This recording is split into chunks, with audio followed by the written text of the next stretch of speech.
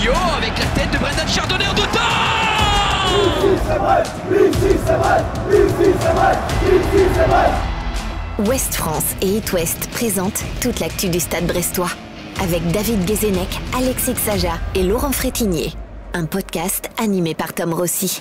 Bonjour à toutes et à tous, ravi de vous retrouver pour ce nouveau numéro de 100% ISEF. Avec le sourire après la belle victoire face à Lyon, c'était à l'Oblé, sous les yeux du revenant Alexis Xaja, de retour de vacances de son sud natal. Salut Alexis. Salut Tom, voilà, un bon retour avec une victoire, ça fait toujours plaisir. Clairement, Alexis, à tes côtés samedi, celui qui a vécu les montagnes russes, si je puis dire, après la piètre performance à Angers. Salut Laurent Frétinier. Salut Tom, salut à tous, et oui, une victoire qui soulage, qui fait du bien. Et puis last but not least, notre Bible pirate prêt pour le marathon qui vient. Salut David Guézenec. Salut Tom, salut à tous.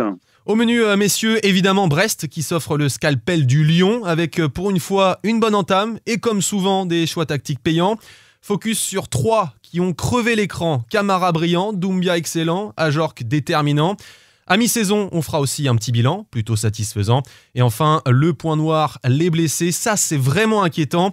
Allez, 100% ISEF retient son souffle, c'est parti pour un mois de marathon avec un sprint tous les 3 jours. Ici c'est vrai, ici c'est vrai, ici c'est vrai, ici c'est vrai, ici c'est vrai.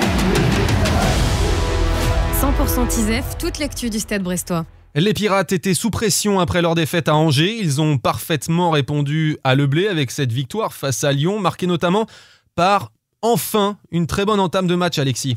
Déjà, les premiers mois, je veux dire, de la saison, c'était un peu le péché mignon des Brestois. Et à chaque fois, ils partaient avec un handicap et ils ne parvenaient pas à remonter. C'est la seule équipe qui n'avait pas renversé le score en Ligue 1. La manière la plus simple pour gagner, du coup, c'est de prendre l'avantage dès le début. C'est ce qu'ils ont réussi à faire avec une très, très grosse entame, beaucoup de jeu vers l'avant, de pressing haut et une vraie entame réussie qui leur a permis de se mettre devant, et c'était plus simple au moment de gérer un peu le sursaut lyonnais. Laurent, sur cette entame enfin réussie qui met un peu le tempo sur la suite du match.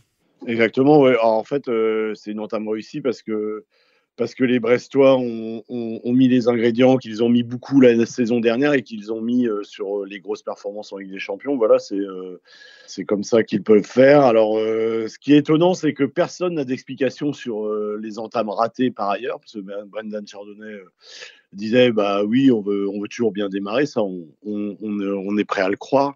Mais c'est sûr que quand ça démarre bien, c'est bien mieux. Ça met l'équipe sur les rails et ça met le stade avec lui de façon importante. Et c'était assez formidable ce début de match, vraiment enthousiasmant, emballant.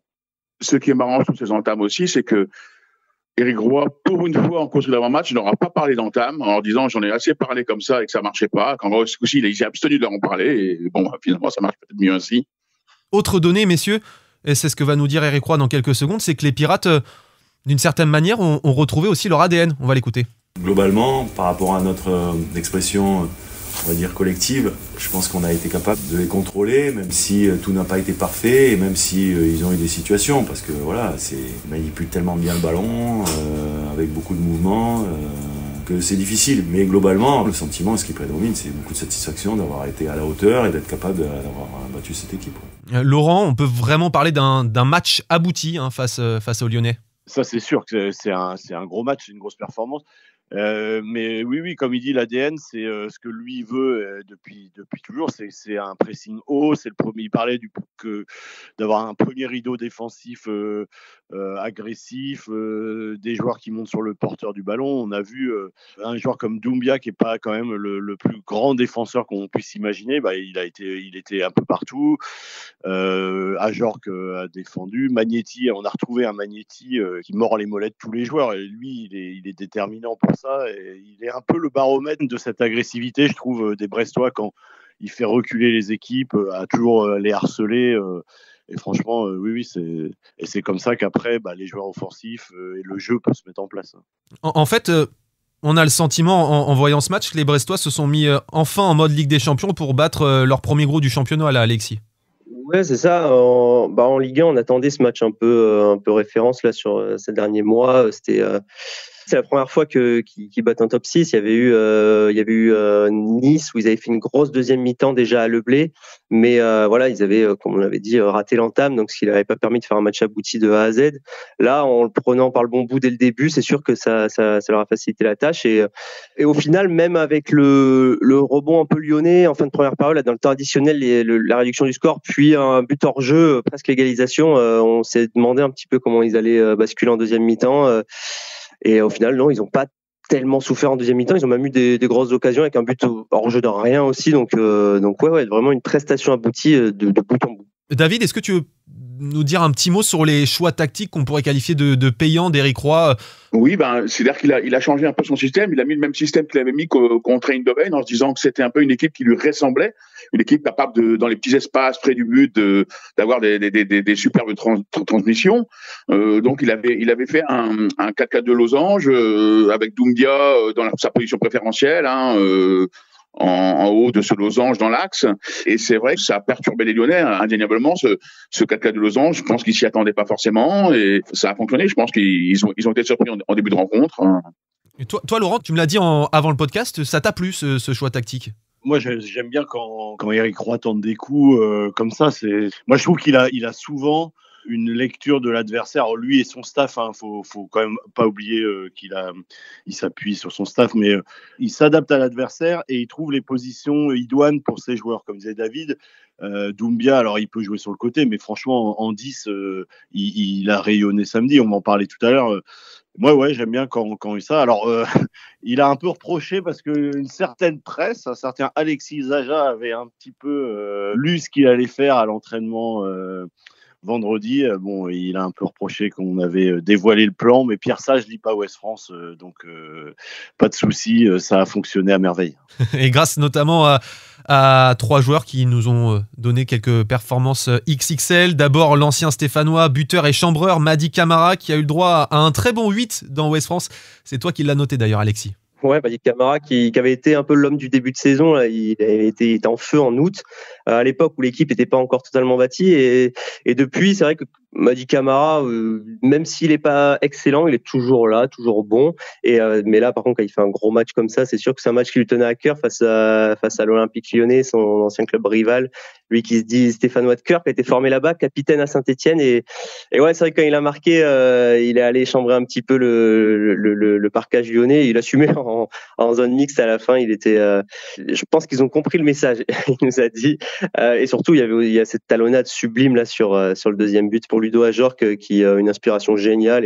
Et ouais, le 8, on était tous d'accord parce qu'on fait les notes, on se concerte quand même, et on était tous convaincus par son match, et ça aurait pu même être en 9 parce qu'il a eu l'occasion de mettre un deuxième but, mais il a peut-être un peu trop tardé dans la surface en deuxième mi-temps après un nouveau rush là, mais ouais, gros match de Mady Camara. Et comme toi, le coach Éric Roy a été dithyrambique en conf de presse, c'était à votre micro. C'est vrai qu'il fait un énorme match, quoi. Déjà parce qu'il marque le premier but, et après il est passeur décisif sur le deuxième avec une magnifique feinte. Mais après derrière, ce qu'il faut voir, c'est le travail, quoi. Le travail sans ballon, avec ballon.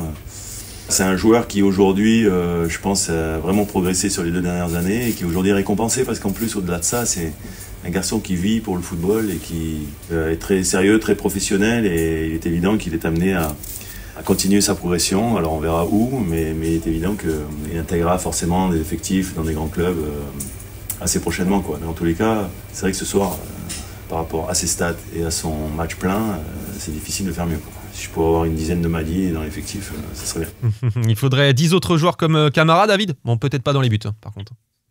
Disons que oui, dans les buts non, peut-être pas, mais disons que c'est le joueur le plus régulier, je pense, depuis le début de saison. Il a, comme le rappelait Éric Roy, il a attaqué la saison affûté comme une lame, et voilà. Donc il a eu peut-être un petit moment, un petit coup de moins bien, mais je pense que c'est le joueur le plus régulier depuis le début de saison. Et puis voilà, ce joueur box to box, c'est des profils pas forcément très très courants, et voilà, il est particulièrement efficace. Je crois que c'est un des milieux de terrain qui marque le plus de Ligue 1, quoi. Sinon celui qui marque le plus.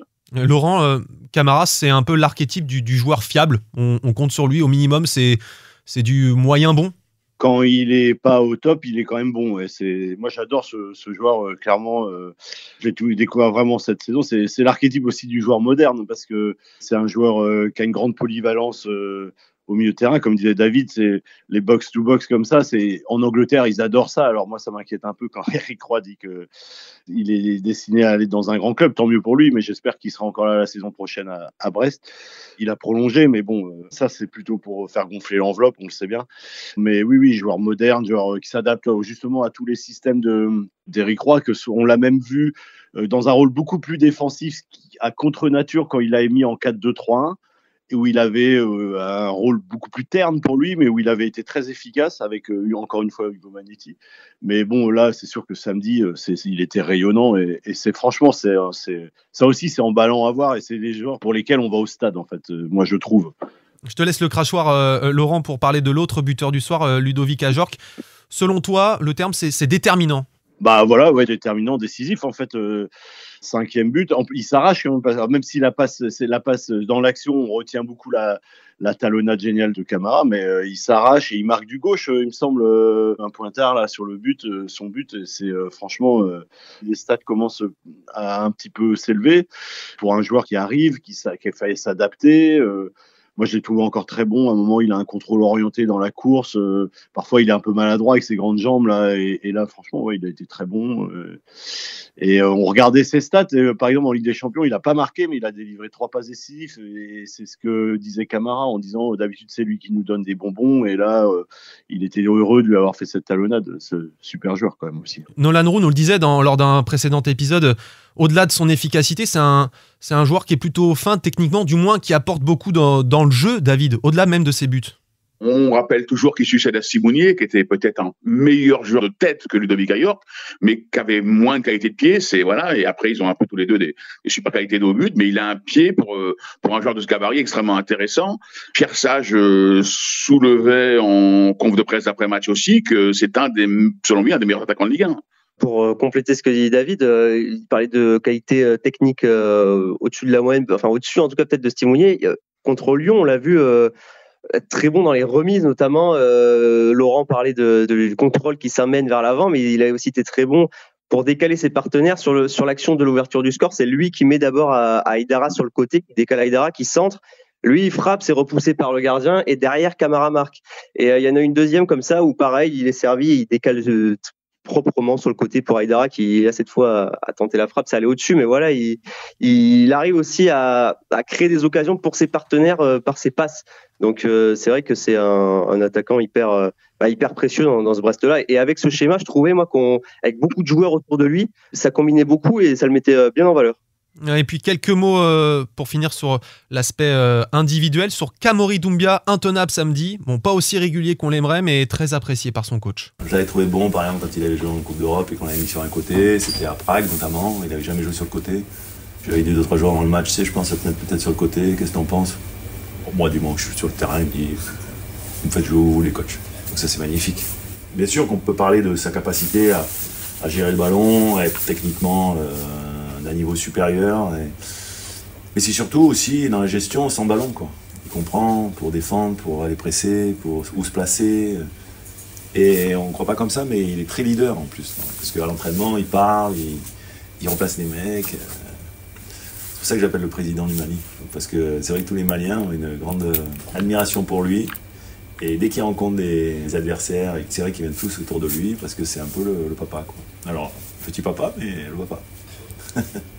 Doumbia président, Laurent? Je sais pas, mais en tout cas, l'admiration que lui voue Eric Roy et puis les déclats d'après-match sont vraiment sympas, quoi. J'aime bien quand il dit petit papa, mais papa, franchement, c'est plein d'affection et ça témoigne un peu de ce qu'est Eric Roy avec ses joueurs, quoi, capable d'une grande affection, qui les met en confiance et ça explique aussi peut-être ce succès-là. Alors, comme il dit, moi je fais ce métier-là pour entraîner des joueurs comme Camo et Mady, mais même si parfois j'ai envie de les tarter, alors ça c'était après Angers ou après Montpellier, il avait envie de les tarter, mais je pense qu'il avait envie de les serrer dans ses bras samedi soir et c'est vrai que Doumbia, il a fait peut-être son meilleur match de la saison, avait un de ses meilleurs matchs à Prague, il avait été pas mal aussi justement sur le côté et franchement ouais c'est un joueur quand il est à ce niveau-là c'est important pour Brest, hein. Enfin, je sais pas ce qu'on pense, ses collègues qui eux ont vu son quadruplé mais c'est quand même un joueur intéressant. Ouais, je disais David, parfois irrégulier, on attend plus de lui, là il a clairement démontré tout ce qu'il valait Kamori Doumbia ce week-end.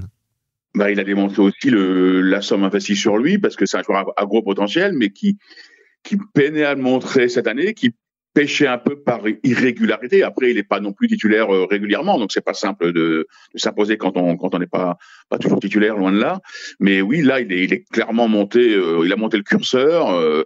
Et oui, en plus, quand il est dans cette position-là, il a cette capacité un peu dans les petits espaces, cette capacité à délivrer des passes décisives. Et puis tout lui réussissait un petit peu samedi. Les ballons lui retombaient dessus. Enfin, on le sentait en confiance et en pleine réussite. Alexis, sur Kamori Doumbia. Ouais, c'est sûr qu'on cherchait un peu son match référent cette année. Il y avait beaucoup d'attentes autour de lui, notamment depuis Laurent parlait le quadruplé.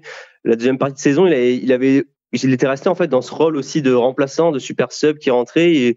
Et c'est vrai qu'en début de saison là, il avait du mal.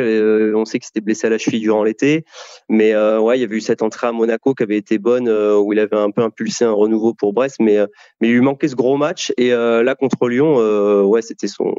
On peut pas le comparer non plus avec le quadruplé contre Lorient, mais c'est sûr qu'au même au niveau collectif, Laurent le disait, il a vachement défendu. Donc je pense que ça a beaucoup plu ça aussi dans son attitude à Eric Roy.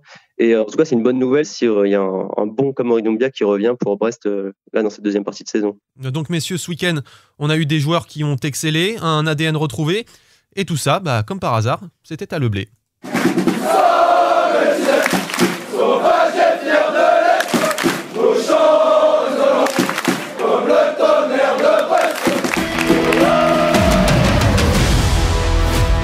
Tisef, toute l'actu du Stade brestois. Francis Le Blé Forteresse, presque imprenable, 6 victoires, 1 nul, 2 défaites, dont celle de la première journée face à l'OM avec une équipe très différente de l'actuelle. Comment l'expliquer ? Eh bien Alexis, c'est la question que tu as posée à Brendan Chardonnay.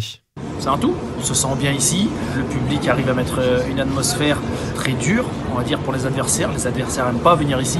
C'est un petit stade, il y a de la pluie, il y a du vent. C'est vrai que c'est pas. Pour l'adversaire, c'est peut-être un peu plus dur de se motiver, on va dire. Mais pour nous, ça nous donne des forces. On est chez nous, on veut le prouver. On est devant nos familles, nos amis aussi. Donc, on a envie de montrer qu'on est des bons joueurs de Ligue 1 devant tout cela. Donc, c'est peut-être pour ça que ça marche un peu mieux. Mais on a envie d'avoir les mêmes résultats à l'extérieur. Bon, alors, il y a une atmosphère particulière à Le Blé. David, toi, tu connais par cœur ce stade. Oui, c'est un stade à l'anglaise, on en fait de moins en moins, un petit stade à l'anglaise, un petit chaudron. Alors ils ont aussi trouvé leur chaudron au Houdou en Ligue des Champions, les Brestois. Mais oui, Le Blé, c'est une ambiance. Ça me fait penser à l'époque au vieux Deschazos au Havre. Forcément, on entend le public, forcément ça pousse des joueurs, comme disait Brendan Chardonnay aussi, peut-être devant la famille. Alors, ça excuse pas pourquoi aujourd'hui on n'arrive pas à performer à l'extérieur, mais il est clair que les stats à domicile, elles sont extrêmement bonnes. Après tout, c'est quand même plus normal de gagner à domicile qu'à l'extérieur. Là, je suis un peu mon pisse-froid, Laurent. Ah oui, c'est un peu la logique, mais si on enlève ce premier match contre Marseille, il y a la défaite contre Nice qui est rageante en plus, parce que c'est vrai, comme dit Alexis, la deuxième mi-temps est très bonne et ils n'arrivent pas à égaliser. Ils devraient au moins prendre un point ce jour-là, et contre Rennes, ils doivent gagner. Donc c'est presque forteresse imprenable. Ouais. Alors évidemment, on doit gagner à la maison, mais bon, quand même, c'est bien. Et c'est heureusement d'ailleurs que Brest a fait de Le Blé une forteresse, parce que ça serait très compliqué cette saison d'ailleurs. Et parce que maintenant, il va falloir essayer de reproduire ce genre de perf à l'extérieur, quoi. C'est vraiment l'objectif de cette deuxième partie de saison dont on va parler tout à l'heure. Laurent, je te laisse le crachoir. Juste toi qui as beaucoup travaillé au Roazhon Park notamment, et même à l'époque on l'appelait Stade de la Route de Lorient, est-ce que tu sens quelque chose de différent à Le Blé quand les équipes arrivent, disons, une pression différente ? Je sais pas, c'est pas facile. En tout cas, il y a une chose qui est sûre, c'est un stade avec une ambiance. Ça, c'est clair. Quand il n'y a pas de COP au Roazhon Park comme samedi, comme contre Marseille, le stade il sonne un peu creux. Je sais pas, j'ai pas encore vécu de match avec suspension de la tribune Quimper. D'ailleurs, je sais même pas si c'est arrivé, si c'est déjà arrivé. En fait, j'ai pas cette info, mais ouais, il y a une atmosphère à Le Blé. C'est comme disait David, ce stade à l'anglaise. Je pense que de toute façon, dans le football, les joueurs sont toujours mieux à domicile, parce que ils sont dans leur routine plus facilement. Ils sont pas à l'hôtel. Il y a des choses comme ça. Enfin, puis c'est vrai que l'apport du public, être dans son vestiaire. Enfin, franchement, je sais pas. Peut-être que le vestiaire visiteur de Le Blé est pas terrible. C'est peut-être pour ça. J'en sais rien. Franchement, c'est pas facile, ça à expliquer tout ça. Mais c'est peut-être parce que Alexis est plus régulièrement en tribune aussi, non ? Ça c'est clair. J'étais là contre Nice aussi, défaite. non, mais ouais, Laurent, l'année dernière, il y avait eu des suspensions de la tribune, mais ça les avait pas empêchés de gagner. Je crois contre Marseille, quand ils gagnent à la dernière minute avec un but de Lesmelou, là, c'était sans le COP. Mais ouais, sinon pour revenir sur le début de saison, c'est bien cette saison, c'est bien cette victoire contre Lyon, parce que jusque-là, on pouvait dire aussi que les adversaires étaient peut-être d'un niveau un peu plus supérieur à l'extérieur et qu'à domicile, ils avaient perdu, les Brestois avaient perdu chaque fois qu'un adversaire d'un peu plus gros calibre s'était présenté. Donc cette victoire, elle démontre qu'ils peuvent battre aussi des gros et notamment Le Blé, ça leur a servi. Donc battre Lyon, c'est sûr que c'est une bonne nouvelle parce que à l'extérieur, il y avait eu Monaco, il y avait eu Lens, il y avait eu Paris. Donc même si voilà, il y avait eu des défaites plus surprenantes contre Auxerre, Montpellier, voilà, il y avait aussi des gros à l'extérieur et à domicile. On se souvient en début de saison, les victoires contre Toulouse, Saint-Etienne, Le Havre, ça avait été des victoires où les Brestois avaient fait le boulot, mais sans briller non plus. Donc c'est sûr que ouais, on attendait cette grosse victoire contre un candidat aux places européennes et même à la Ligue des Champions, et ce qui a été fait contre Lyon. Justement, je rebondis sur ce que tu dis, Alexis, sur ce bilan, parce qu'on est à mi-parcours, on est à mi-saison. On en parlait la semaine dernière, on en parle quasiment toutes les semaines. Les matchs à l'extérieur font tâche, seulement 3 points pris sur les 22. Au regard de ce match face à Lyon notamment, il y a presque des regrets de n'être que 11e à 6 points d'OL, 6e et premier européen, David. Alors moi, je vais mettre l'église au milieu du village, remettre l'église au milieu du village. C'est qu'il y a des regrets sans doute, parce que c'est vrai qu'ils ont un effectif assez conséquent cette année. Enfin, on en parlera des blessures plus tard, mais en début de saison, ils ont un bel effectif. Mais il y a le cumul des compétitions avec les champions, c'est une première pour eux. 11e à mi-parcours, ils ont fait 11e une seule saison au 21e siècle avec Michel Derzakarian. Ils n'avaient jamais fait mieux jusqu'à l'année dernière. Donc, et l'année dernière, c'est une saison hors norme. Ils sont au-dessus de leur standard. Aujourd'hui, des standards du Stade Brestois en Ligue 1. Alors évidemment, on demande à aller crescendo, cette équipe, on se dit peut-être qu'elle doit grandir, qu'elle a grandi et qu'elle mérite mieux, qu'elle doit faire mieux, mais ils sont au-dessus de leurs standards. Les standards du Stade Brestois en Ligue 1, ça a toujours été la course au maintien et ça sera peut-être encore le cas, mais jusqu'à cette exceptionnelle saison de l'année dernière. Laurent, alors, course au maintien, ventre mou comme actuellement, ou est-ce qu'on regarde plus haut les 6 points qui séparent de l'Europe ? Pour regarder plus haut, il faut ramener des points de l'extérieur. Peut-être pas des victoires tout le temps, mais au moins de temps en temps des matchs nuls quand c'est plus compliqué. Mais c'est vrai que David a raison, ils sont dans leur standard. Mais c'est Eric Roy aussi qui dit, il le répète souvent, on veut exister dans cette Ligue 1. Brendan Chardonnay l'a aussi dit samedi.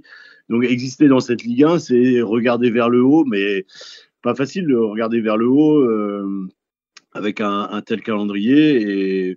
Mais une chose est sûre, c'est que déjà, si après ce marathon ou ce sprint marathon, je sais pas, c'est plutôt un 800 mètres là, où t'es à fond tout le temps, de janvier-février, ils sont encore autour de la 10e place, 11e place.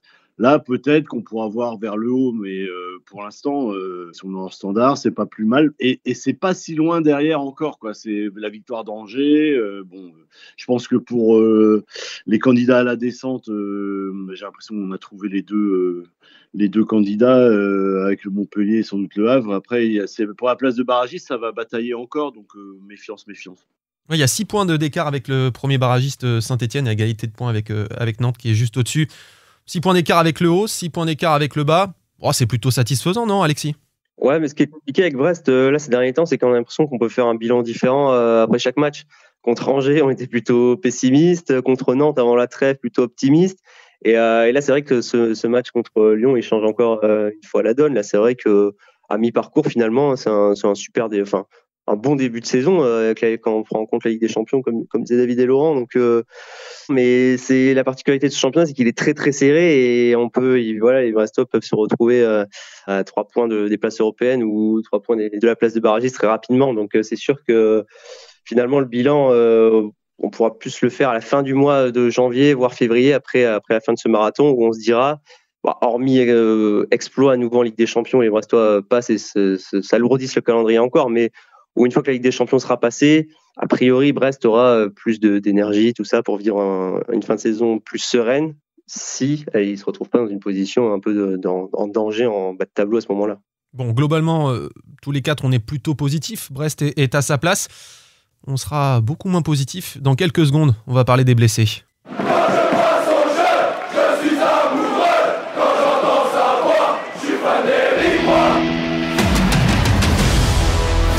100% Tisef, toute l'actu du Stade brestois. Lesmelou, Martin, Koulibaly, le Cardinal, l'infirmerie n'était déjà pas assez pleine. Les latéraux gauches, Massadio Haïdara et Jordan Amavi, les ont rejoints samedi. Quoi de neuf, docteur Frétinier? Quoi de neuf, ça devient très inquiétant parce que c'est encore des joueurs du secteur défensif sur le flanc. Haïdara, fin de la première mi-temps, touché au mollet, il sort, on le voit avec des béquilles à la fin du match.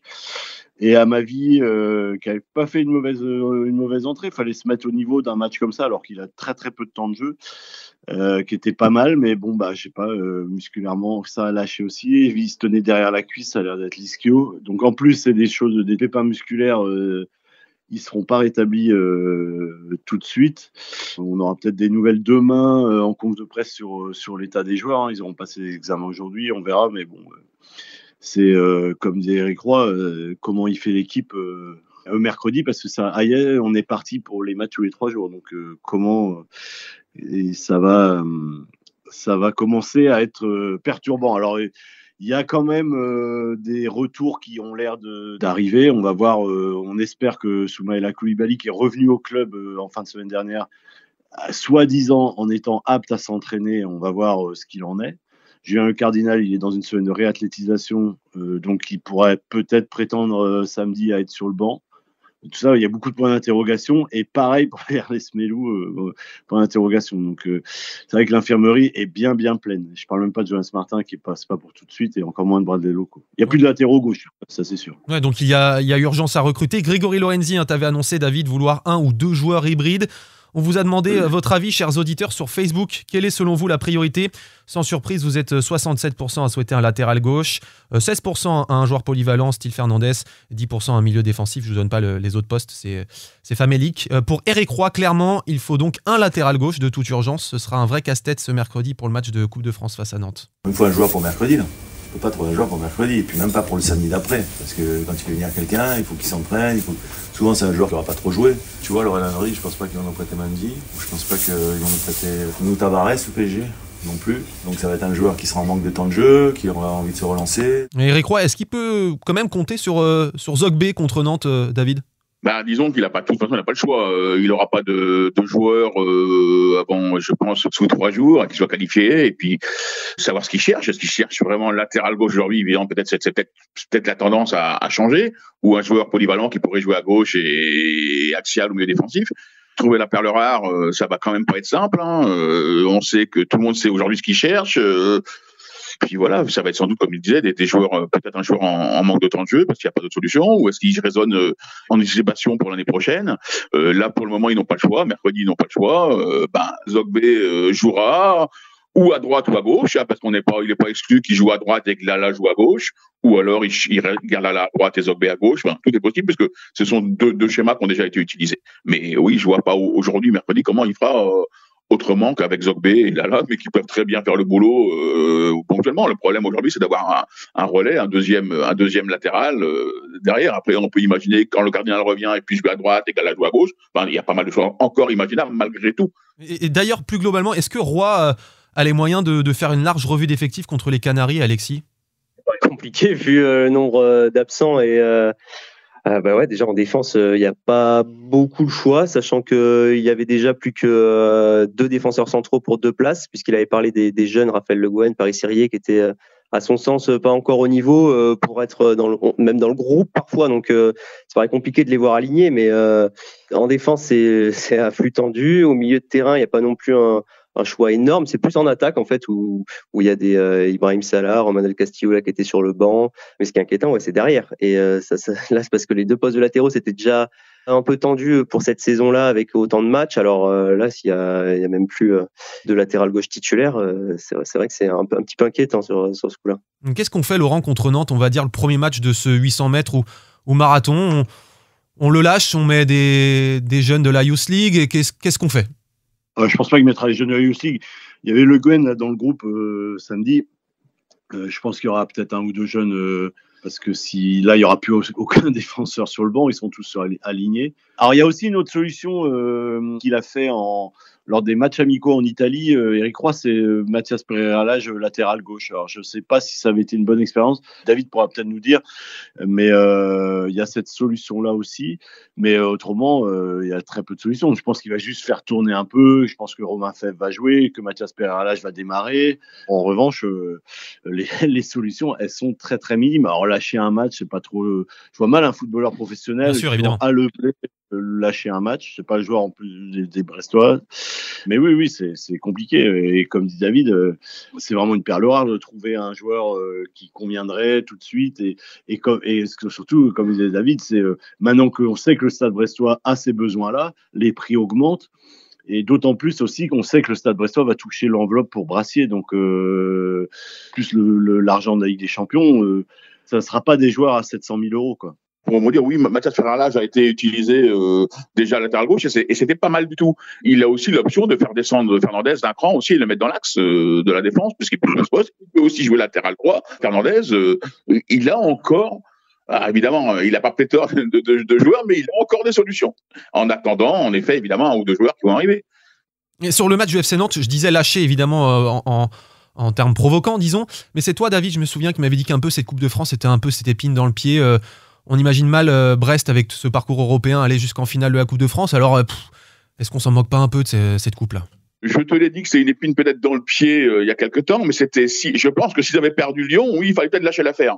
Aujourd'hui, sans doute un peu moins, mais c'est sûr que s'ils avaient perdu contre Lyon, ils étaient dans une situation où ça devenait plus franchement un enjeu fort. Aujourd'hui, bon an mal an, ils sont très bien en championnat parce qu'ils sont au-dessus de leur standard, je le répète. Le problème, c'est les blessures qui font que est-ce qu'il faut la jouer ou pas. On lâche pas une compétition comme ça. Donc moi, je pense qu'aujourd'hui, en effet, il faut tourner un petit peu, voir ce qui se passe. Et puis maintenant, c'est pas l'enjeu de la saison, la Coupe de France. Ça en est un, mais c'est pas l'enjeu majeur de la saison. Donc après ce match de mercredi, il y a le derby à Rennes, Laurent, un match cher à ton cœur, si je puis dire. Voilà, dans ce marathon, encore un match important parce que évidemment, c'est le derby breton, donc tout le monde ils y sont attachés. Et c'est un concurrent. Alors, ils ont mis 5 points d'avance. Ils ont 5 points d'avance sur Rennes. Et ce serait bien de les conserver, ces 5 points. Donc, je pense que ce serait intéressant que la dynamique à l'extérieur change au Roison Park. Pourquoi pas, avec les souvenirs du match du mois d'avril, là, Alexis, ce serait génial. Ce serait génial au moins ramener au moins un point et garder l'écart sur Rennes. Ce serait une bonne chose. Ce match à Rennes au Roison Park, ce sera donc samedi. Et la Coupe de France face à Nantes ce mercredi. On verra ça 18h30, ce 16e de finale de Coupe de France face au FC Nantes.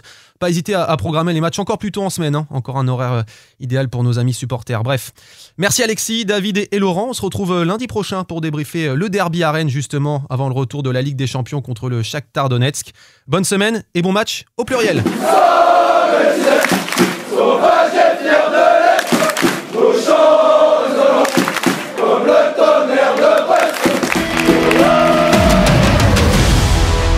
100% Isef, toute l'actu du Stade Brestois.